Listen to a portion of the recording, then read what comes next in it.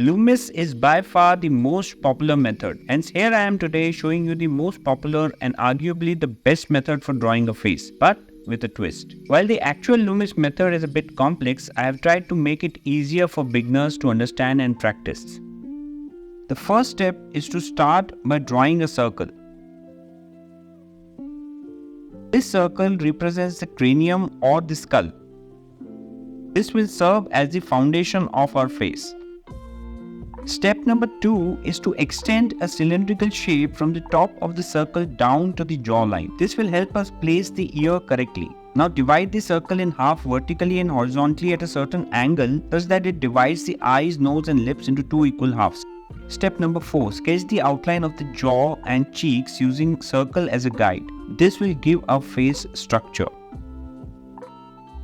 Step number 5. Lightly sketch the basic shapes of eyes, nose and the mouth along the guidelines. Remember to keep these features symmetrical. You need not be perfect at this stage. Keep refining the facial features, adding details like eyelids, lips and nostrils. Pay attention to the subtle curves and angles. Finally, erase any unnecessary guidelines and refine the lines to create a clean outline of the face.